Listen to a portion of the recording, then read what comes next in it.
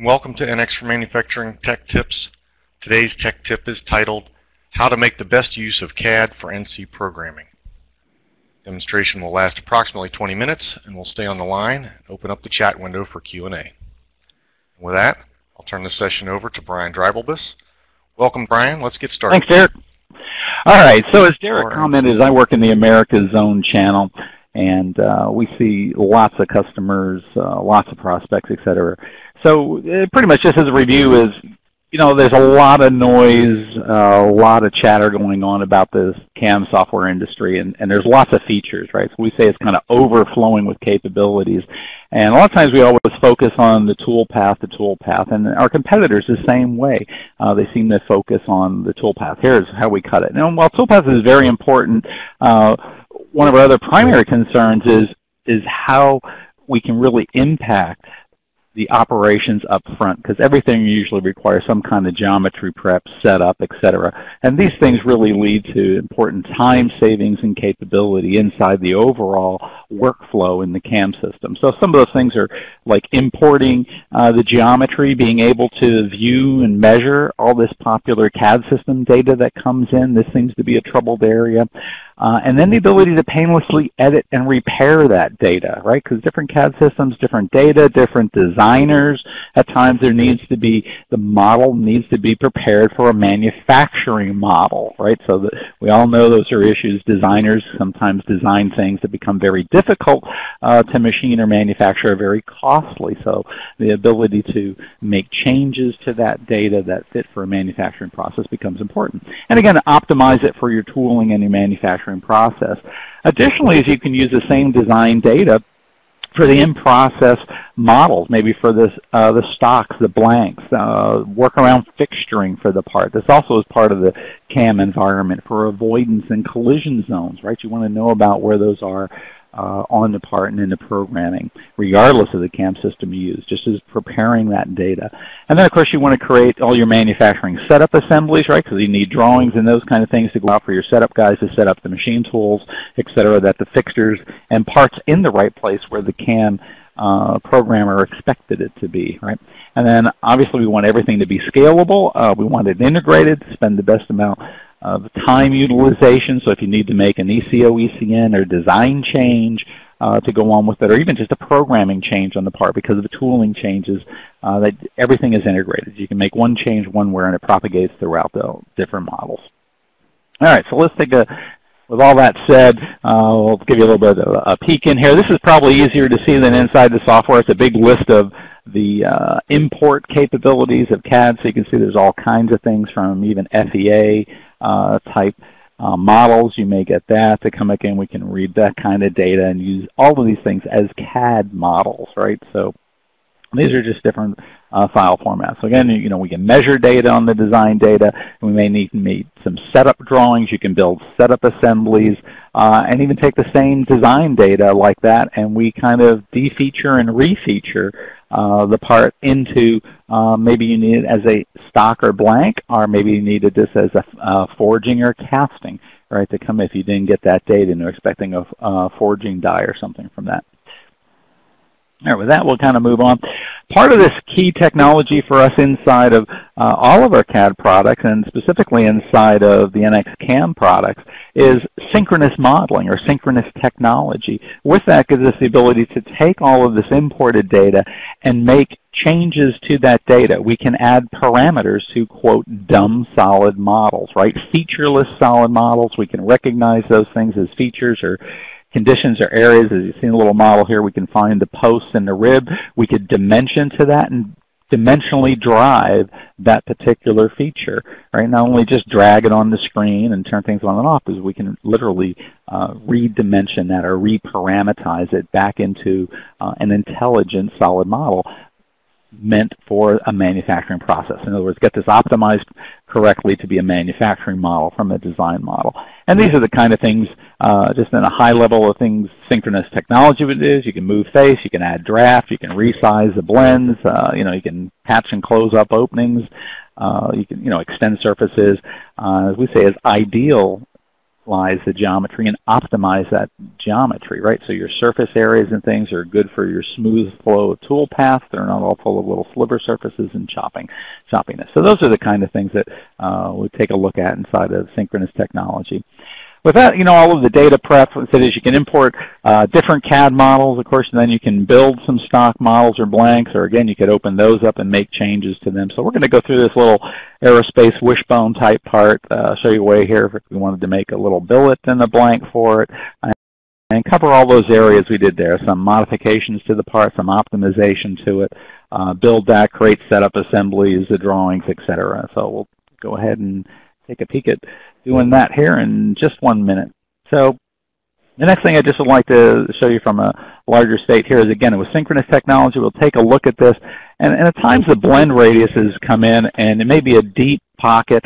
And depending on that, as we've seen, and typically this was a real customer type part, there were different blends all over the place in the pockets. And when we go back and we look at the drawing for this part, and there were tolerances like ±5 on some of these blends, we could redefine those blends as being, common tool nose radius, right? So we could go and find, standard 8, 16, 32nd, whatever our ball nose radius to match that. So we don't have the scallop and surface repair, polishing, etc., that would have to go into these models. And so that's what we really say is about optimizing them for a design standpoint.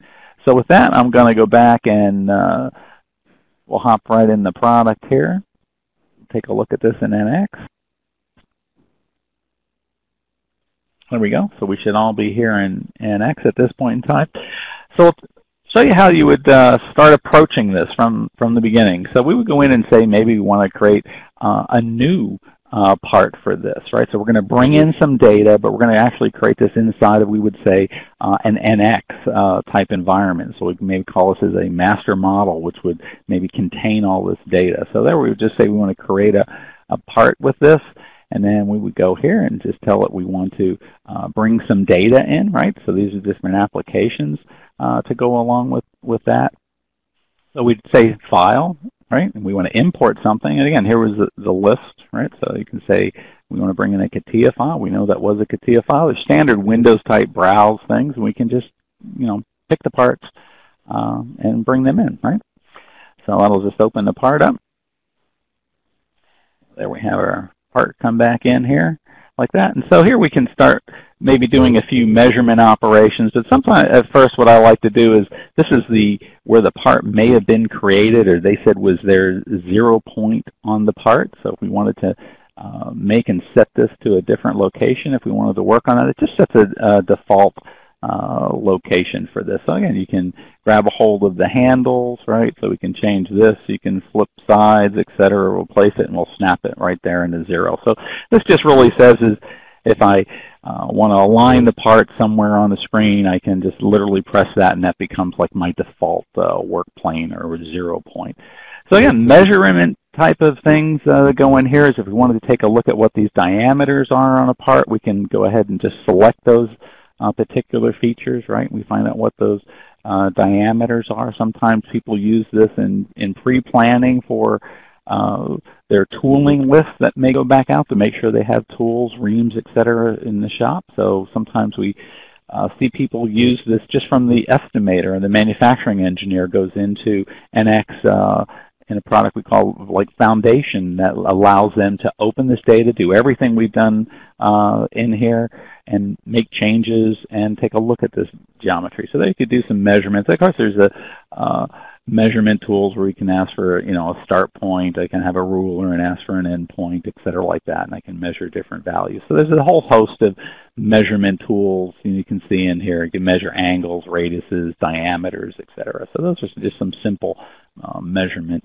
type operations.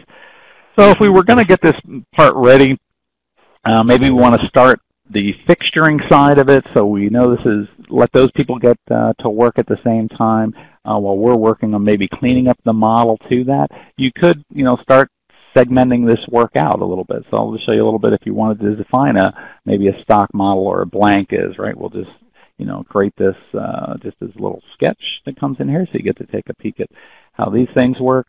And of course, you can just grab and drag geometries, and by using setting that 0 point on the part, that just becomes like a default location where our dimensions would attach to. Again, it could have been set as a corner of the part or anywhere you would like. And then from here, you can adjust some of these dimensions. Maybe if I needed an area on the bottom of the part there for clamping, we'll click a little clamping cutout. Again, you can drive it by dimensions. I can grab a hold of the geometry, and I can just drag it. I can redefine it.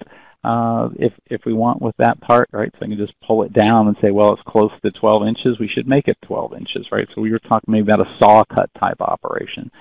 Same thing maybe with our width of the part. Maybe we can make him a little bit smaller, and we can adjust our centering right and left from there. So this would be, again, maybe we'll make this number 4 inches. Maybe some people like that as more uniform numbers, and this would give us a start for, a blank preparation, right? So with this, we would maybe go ahead and create what that volume is that we would use for our stock boundaries, for working on our part in here. And so we're going to kind of use that in the center, and we'll work on both sides of this. Right? And so we'll go in here and tell it that this is the geometry, right, which is this particular guy here. So there he is. I'll just bring him out here a little bit for you. You could snap him again to the side, take a look at that, and again, you can grab a hold of these as handles. You can drag it. You can enter a value, right? You could maybe create dimensions to the side, etc. So there we can take a look at that, and then say we're just going to create this as a stock, or blank piece of material, if you would, for that. So here, well, maybe if you want to change its color, translucency kind of thing, so we can see what's going on in the part, we can do something like this, right? You can turn your sketches off. So there you would have just the basic containment you would for a block. Maybe we need an area to hold it in the bottom. So I would say this, maybe we'd put a little clamping release on the bottom. And again, you could just use some very basic CAD type tools here. Maybe I'll move up 2 inches on my part, something like this. And we'll just go ahead and pick this bottom surface. We want to flip it the other direction. We'll move up there some distance like that. Maybe I want to offset that, right? So this will just actually remove that material in there. So we'll say we want to take it away from that, right? So that would be, one way to just generate a simple clamping relief maybe on your stock. Instead of using Mighty Bites, we can use, regular clamps or something on our fixture. So just a relative idea of how something like that would work. From here, again, like I said, the idea was to get this ready for the setup guys, and then we'll go back and make some more modifications to the part. They may want to add this to their setup. Have a library of machines available to do something like this. So with this, these are the models in a stock. We would say is, well, we want to create a setup for this, and this setup really is indicative of saying this is the part, the model, and the stock, but this is a reference of it to create your CAM programming, right? So it's really going to be referencing that model and that stock. And then if we go back into this and say, let's take a look, we're going to add a machine to our assembly. Basically, you could do this by assemblies, but this is just a feature inside of NXCAM that would allow us to go ahead and add these as machine tools. Or maybe we will. Here, where did we go? Come right back.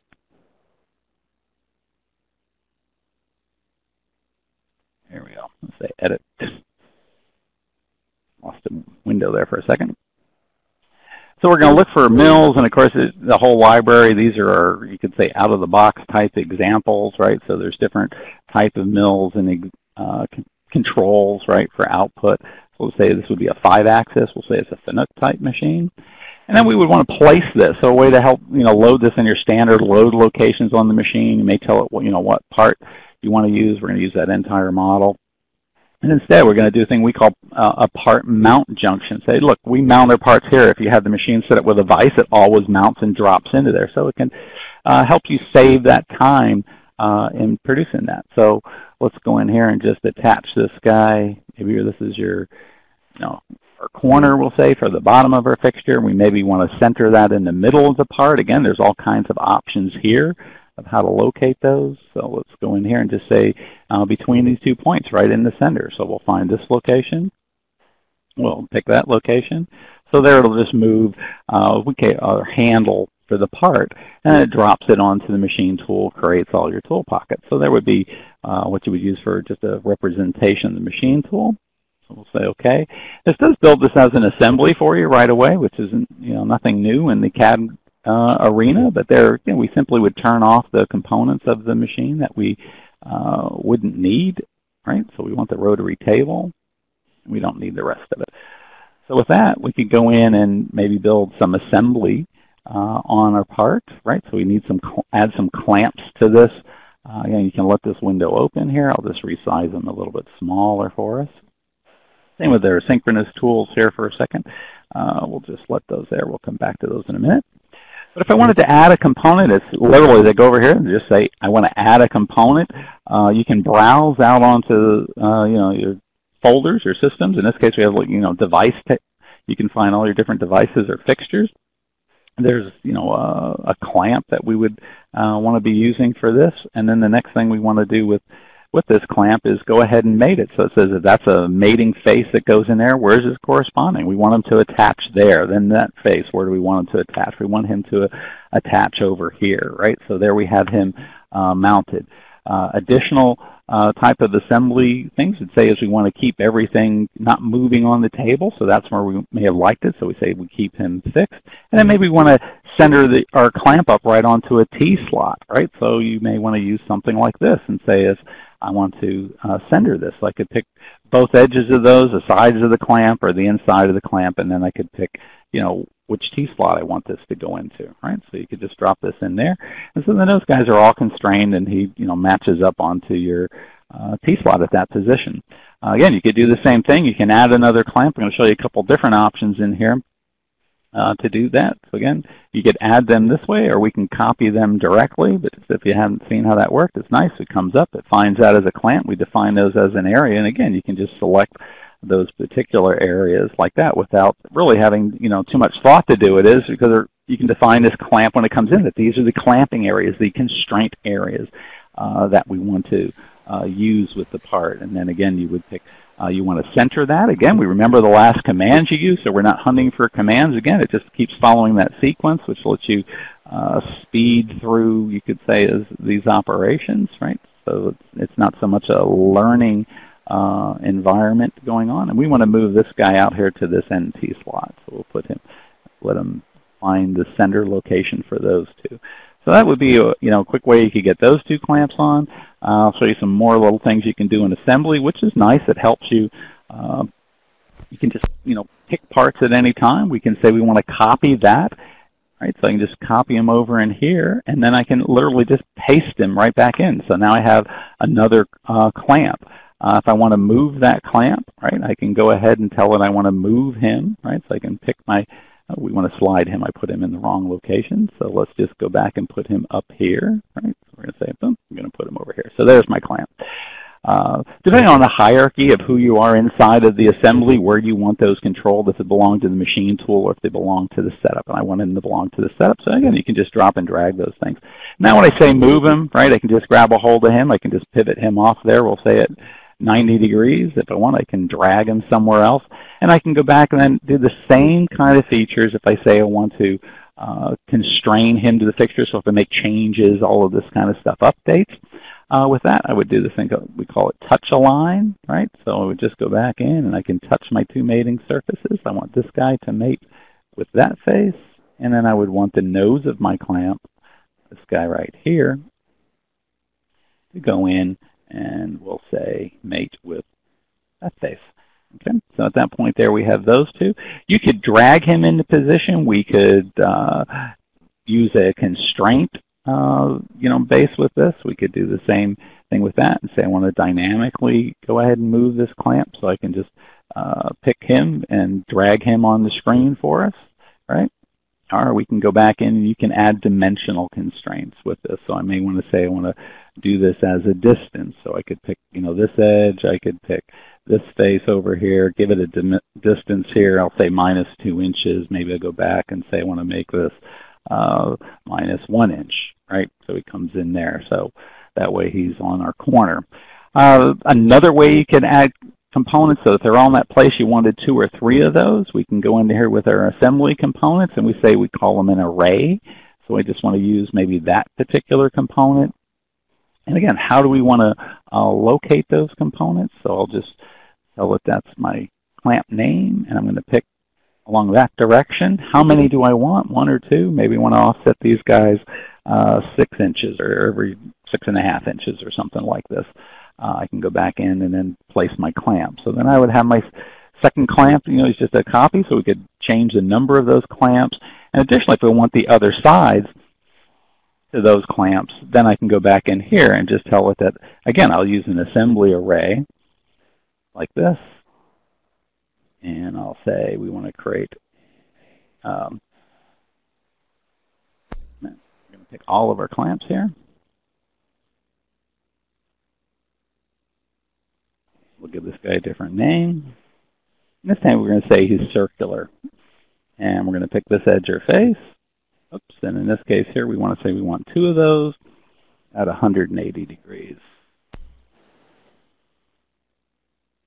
And there we have all of our clamps and our clamp position on our part.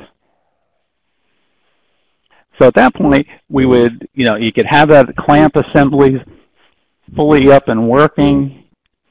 From here, I'm going to move over into drafting for a second. So if we want to make a drawing of this guy, so we say we want to move into our drafting. So we'll say start. We want to go over to drafting. So again, you could pick your size of paper. We can use templates, etc.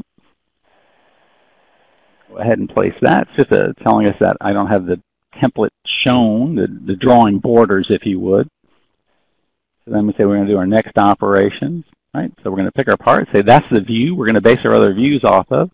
Again, you can change those, and there we can size and scale those dynamically, I guess you could say, onto the sheet if you wish. And then we produce our drawing. So we could preset those as hidden lines, etc. We go back in, do a little bit of dimensioning on each one of these. Again, we could use the assembly dimensions also. So we can go back and maybe want to place just some basic dimensions on the stock size from this side.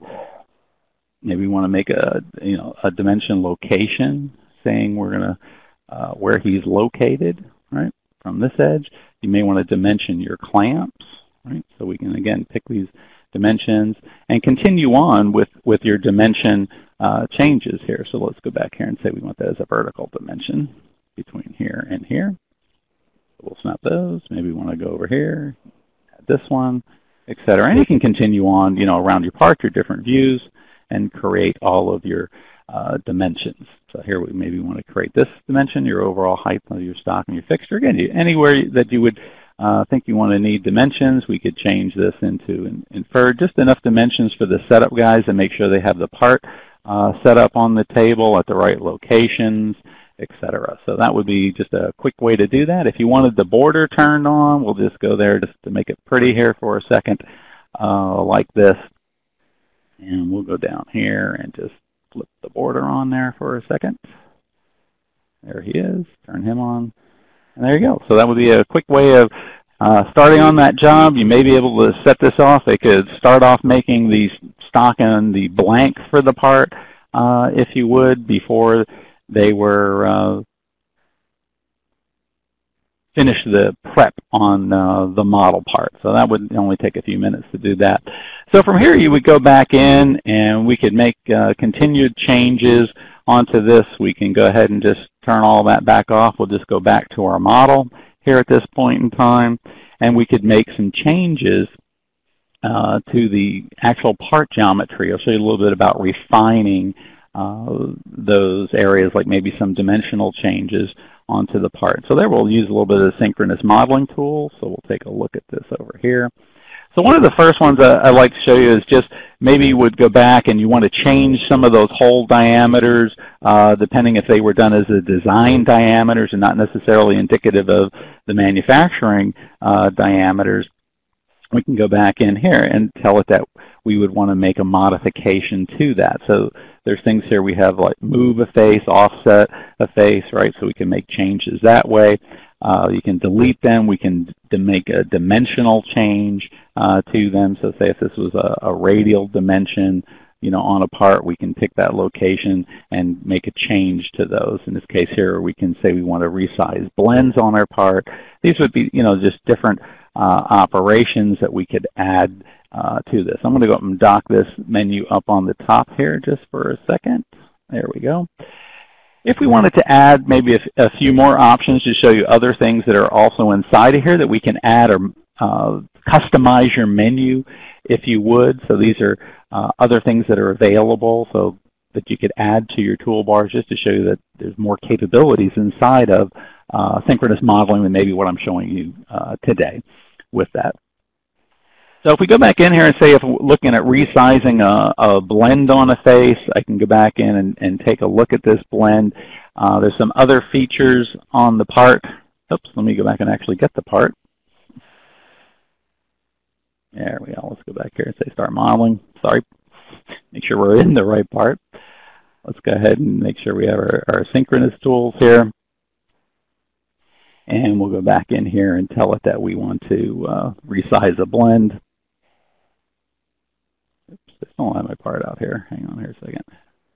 There he is, making the work part.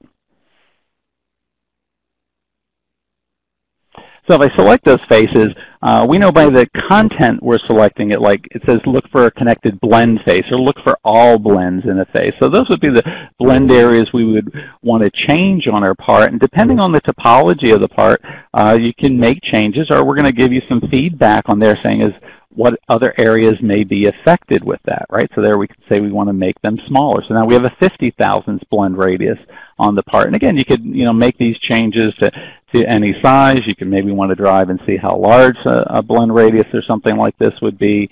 We can go ahead and make those kind of changes with this also, right? So there, if we go back, we'll say resize this blend again. We can select that. It finds all those blend radiuses.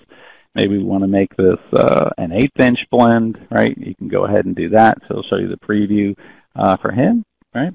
Maybe you want to make him a little bit bigger. You could go in here. You'll see how big it'll go. Maybe we'll make him a 250. So just to give you an idea that shows that these are the kind of size changes and things you may want to optimize for your part. Maybe you're going to make him 1/875, right? So you're going to do something like this with the part. So that shows you one area where you could optimize that.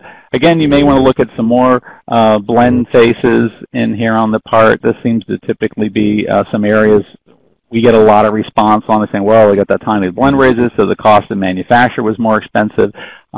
They may go and change them just for the manufacturing model for improving the efficiency of the tool path like that. So if we're going in here and doing a waterline machining operation on that, we may want to make that a small blend radius or a larger blend radius, right, that matches the tool nose radius. And then on our final machine path, we would change this, to the actual finish machine size. So again, you can maybe want to match these guys. You could do something like this with the part, and you can make some blend radius changes with that. So again, those changes are certainly indicative because as part of our model and constraint, we're just making some models there. Everything else updates with that.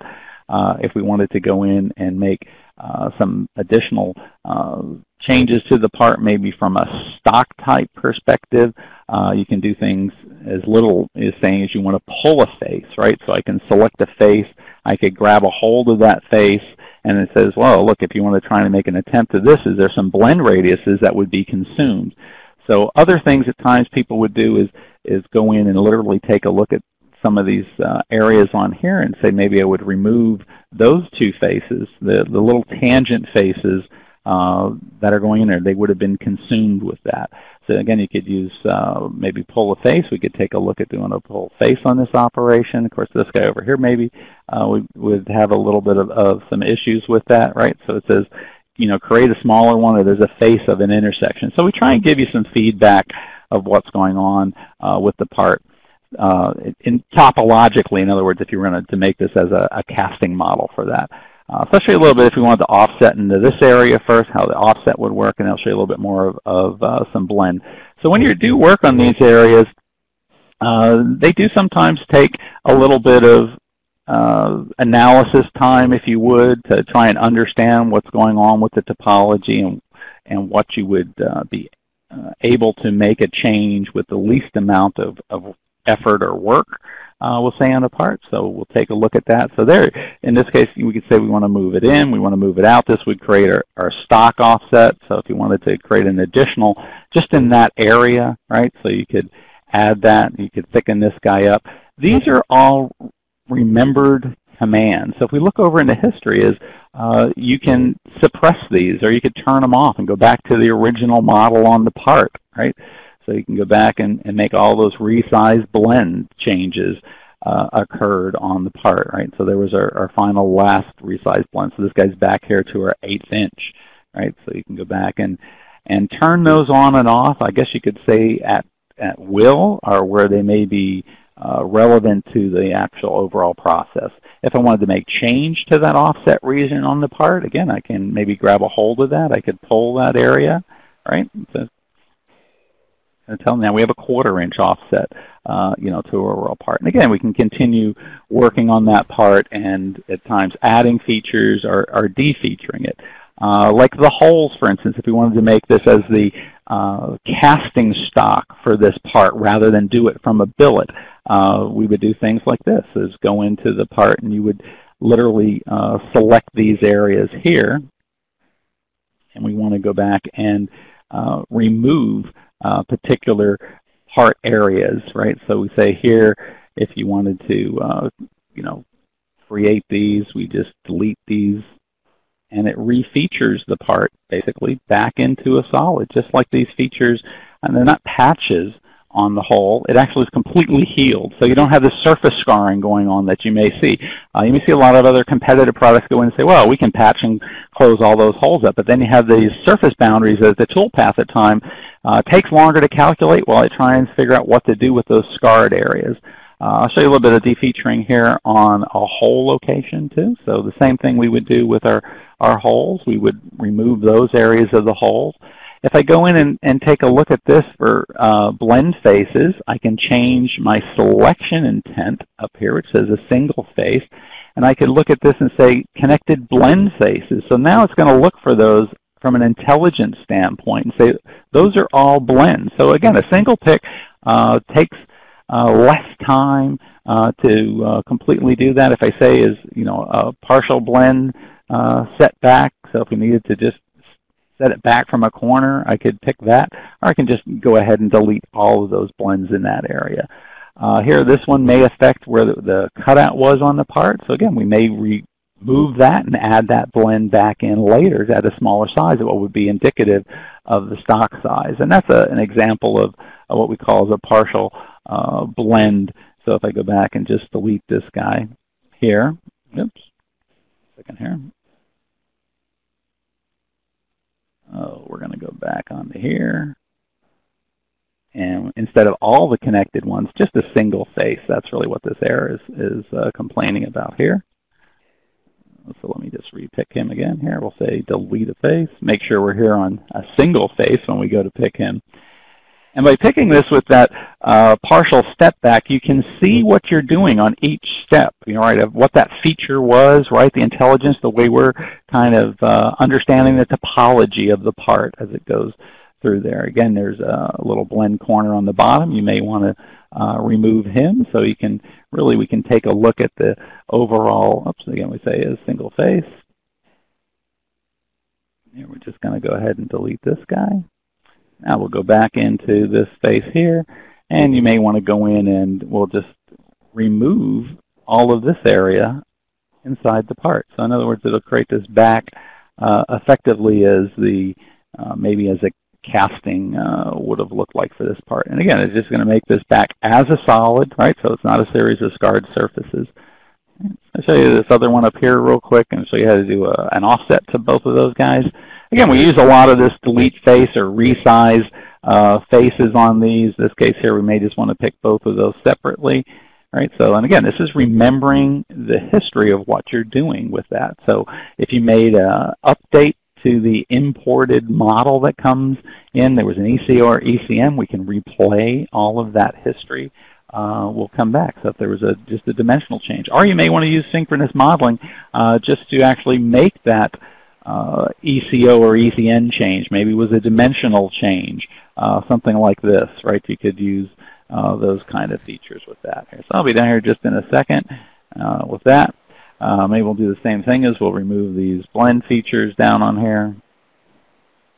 And here again, you could have used all of your connected blend face, type command. It'll pick all of those at once and save you on the picking. Again, you could use offset things on a region, and these are all selection intent. It says use the face finder or select it by an offset. It would understand symmetry of the part, or it could select things that are of equal radius. So again, these are all performance enhancement type operations or commands inside the software to help speed up this time. So if we pick these particular faces, they're able to set maybe a 50,000th radius with that, right? So there we can say he's a little bit smaller. There he's going to be a little bit taller. Maybe make that a little bit bigger for y'all can see that. So there he's much bigger, right? And if I flip his side, there he gets even gianter, right? So you can set those different values for that. So there we just took that same stock model, increased his size a little bit for that blank. From there, you could go back in and you could, reblend this again if that had, particular blend radius is on here. Of course, this is just your standard, kind of blend features. You may want to create that back as the actual, casting would be. So this would give you some options to do that on the part, right? So there's our blend. Maybe we want to remove this little corner over here first. We'll blend our sharp edge off. Or the same with this edge on the offset. Again, we would use offset through here. So again, we'll pick our little edge blend.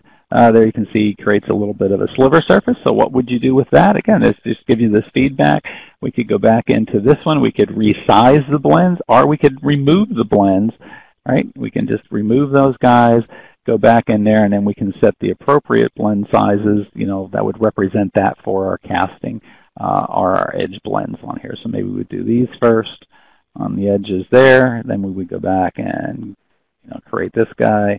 You'd wrap around here on our corners perhaps, something like this, right? And then you can go back and continue blending all your sharp edges off or whatever you like to do.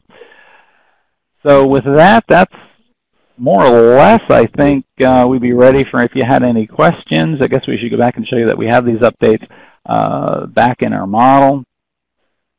Right, so if we go back into our setup assembly here,